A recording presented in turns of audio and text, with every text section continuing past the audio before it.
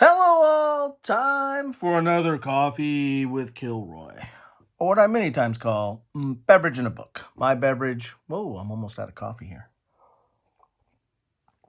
Drink it while you got it. The book, I'm going back to Tales of War. Great stories from military history for every day of the year. And today is kind of an adjacent to military history story. Can you tell what I'm going to be talking about? Well, maybe, maybe not. Today is the 14th of April, 1865. What do we have going on today? Abraham Lincoln is assassinated. 1865. April is the cruelest month. At least it was for Americans during the Civil War. The war had started on 12 April with the South's bombardment of Fort Sumter, had come to its bloody conclusion 4 years later with the Confederate surrender at Appomattox Courthouse. See 9th of April. I need to go check that out. And now, once again in April, despite the South's capitulation 5 days ago, there would be another casualty, the most tragic of the war. The nation's president, Abraham Lincoln, would be shot to death. On 11th April, Lincoln had addressed a crowd from the balcony of the White House. After promising that there would be no revenge against the defeated Confederates, he expressed hope that some blacks, very intelligent men, and those who had served in the Union Army would be permitted to vote.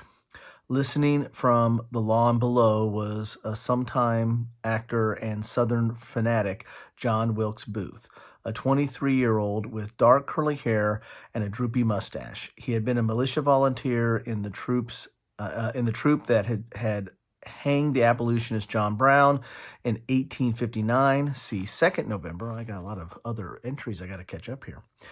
His hatred of Lincoln and of the blacks was visceral.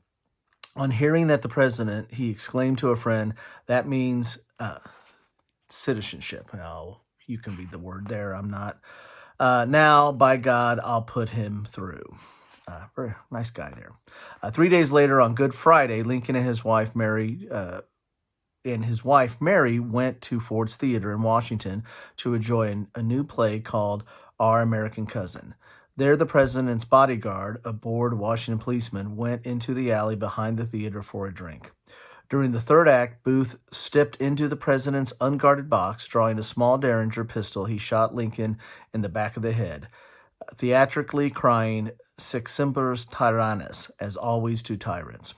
Brutus words to Caesar. He then leaped to the stage, but the spur in his boot caught in the decorative flag, so that he landed and fractured his left leg. Despite his injury, he fled from the theater. Mortally wounded, America's greatest president was carried to the house across the street, where he died without regaining consciousness at 7:22 the following morning. He was 56 years old. I've been to Ford Theater, I've been to the house across the street, and I've been to the boarding house where John Wilkes Booth and his conspirators planned this. Although Booth had escaped from the theater, 2 weeks later, federal troops and the Secret Service agents tracked him to a barn in Virginia. They set the barn alight, and as Booth moved from corner to corner in the burning building, one of the soldiers, Boston Corbett, saw him through a crack and opened fire with his Colt revolver, hitting him in the neck. Corbett was later claimed that God Almighty directed me. Dragged from the barn, Booth lay all night at a nearby farmhouse porch, slowly bleeding to death and suckling the brandy-soaked rag given him from a charitable soldier.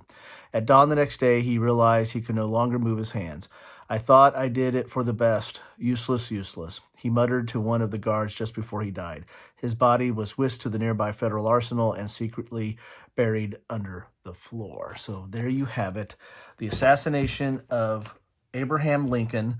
And as I said, I've been to the theater and been to the house across the street, and I've been to, the boarding house. I'm not sure if that's still there, but it's in, when I was there, it was in what was Chinatown at the time, part of Washington, D.C. So that was not just John Wilkes Booth. There was a kind of a whole conspiracy. There was a group that they were going to try to take out several people on that night. The most successful by their conspiracy was Lincoln. There was a vicious knife attack on another, and the third one never showed up to do the bidding that they had planned. And they did the planning again at this boarding house in a part of Washington, D.C. And what this game I'm talking about today is Unforgiven, the Lincoln Assassination Trial, is a game. It looks like it comes in a book like that. Is a game about the trial. It is the after effect. Of course, they're not trying John Wilkes Booth because he died in that farmhouse. So Unforgiven revisits the 1865 trial of Mary Surratt, considered to be many the most controversial trial of the 19th century. Surratt was tried for her role in the assassination of President Abraham Lincoln and was executed on July 7th, 1865. Now, it is your chance to revisit history as either the prosecution or defense. Your role is to convince 9-member military jury that Mary Surratt is guilty or innocent. So this is kind of an abstract game. It's a legal trial game. And I'll put a link to, having some coffee there. I'll put a link to, I've covered other legal games. It is kind of in my nature and in my profession. So I kind of cover legal games or legal themed games. And I'll put a link to my coverage of several of them, but I covered this or talked about this in that. And so basically what you're trying to do is you're trying to convince 4 of these juries. You got jurors, you have 4 military jurors. You're going to start off with 2 that are kind of on your side, and each side will start off with 2, and then there'll be 2 more that you get to unlock during the game. And basically you're trying to get them over to your side by paying these symbols or collecting these symbols to get them over to your side, and then eventually have them in your camp. Okay, these right here are not subject to manipulation by either side. You just have to pay their cost to do that. This is kind of like a sway, and is kind of an automatic, kind of a currency that you pick up from time to time and use to buy or collect some of these symbols. But if you have this symbol and then 4 sway, you automatically, you'll have that person turned over to your side. So you start off with 2. The other side starts off with 2, and then there's these 3 in the middle that you have to kind of go back and forth, and these might be unlocked. That's one way to win the game, is to convince 4 jurors, right? Another way is to move this token either to guilty if you're the prosecution or to innocent if you're the defense. And if you ever get it all the way to that, then you win the game. And then at the end of the game, if you haven't done one of those 2, you're just going to add up, I think, trial points or something like that and figure out how much you have. These dice are going to be rolled. There's a dice bag there. And then these symbols are going to be put out. And then if you want to buy one of these symbols, buy one of these dice to use it for the symbols, you have to pay, if it's right here, it's free, but then you have to pay sway for as you go further down on the other side, sway to get like if I want to buy this, I'd have to pay a 3 sway to get to that, something like that. I believe that's how that works out. So that's one way to get symbols. The other way to get symbols is you're going to have these trial phase cards. There's 3 phases, and basically this lays out kind of like if you've ever played Seven Wonders Duel or the new Lord of the Rings duel game. You're going to lay out these cards in this kind of fashion with some face up, some face down. And when you'll do a draft, and when you take the face up card, you get that, and then that will unlock these 2 face down. So then somebody can pick that, and then whenever you expose a card that's not overlapped by something to the side of it, it unlocks it, and you can now draft that card. And these cards, again, are going to have some symbols. This right here gives you that symbol, but you have to pay sway to get it. So sometimes they have cost.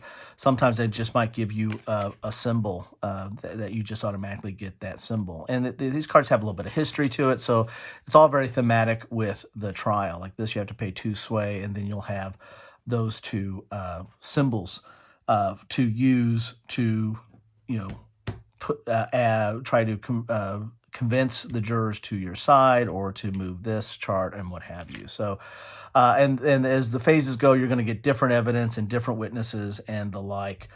to do the trial. So relatively abstract for a trial game, but it's really kind of a neat little tug of war, both in trying to convince jurors to your side or to your position through the evidence, or this innocent guilty track, and by doing it by drafting cards and by buying dice that have the symbols. So there you have it. That is Unforgiven, on this day, which commemorates the assassination of Abraham Lincoln, and then the subsequent trial of Mary Surratt, who I believe she owned the boarding house or ran the boarding house, and so that's why she got pegged for kind of ringleading the conspiracy or being a big part of the conspiracy. Anyway, that's what I have for you today. Thank you so much for stopping by. I'd love to know your thoughts on this game or on any of the legal games that I've covered, or let me know some other ones that are out there. I'll take a look at them. Thanks all. Take care.